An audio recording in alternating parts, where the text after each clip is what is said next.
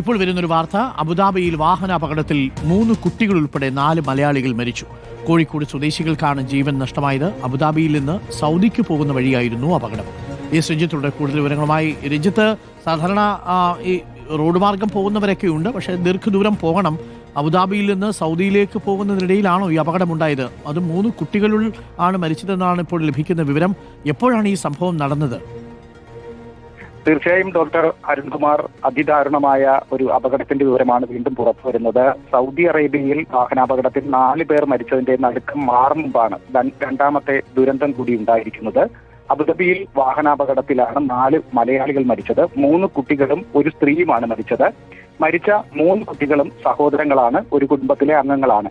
അഷസ് 14 വയസ്സ്, അമ്മാർ 12 വയസ്സ്, അയാഷ് 5 വയസ്സ് എന്നിവരാണ് മരിച്ച കുട്ടികൾ. ഇവർ കോഴിക്കോട് സ്വദേശികളാണ്. ഒപ്പം തന്നെ മലപ്പുറം ചമ്രവട്ടം സ്വദേശി ബുഷറയാണ് മരിച്ച മറ്റൊരാൾ.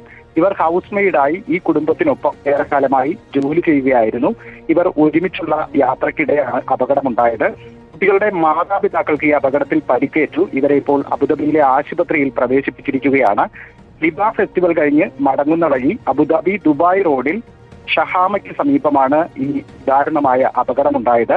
വാഹനത്തിൽ 7 പേർ ഉണ്ടായിരുന്നു എന്നാണ് വിവരം. മരിച്ചവരുടെ മൃതദേഹം അബുദാബിയിലെ ആശുപത്രി മോർച്ചറിയിൽ ഇപ്പോൾ സൂക്ഷിച്ചിരിക്കുകയാണ്. ഇതുമായി ബന്ധപ്പെട്ട കൂടുതൽ വിവരങ്ങൾ ഇനി പുറത്തു വരേണ്ടതുണ്ട്. അബുദാബി പോലീസ് അല്പസമയത്തിനകം തന്നെ അതിന്റെ കൂടുതൽ വിശദാംശങ്ങൾ പുറത്തുവിടും എന്നാണ് പ്രതീക്ഷിക്കുന്നത്.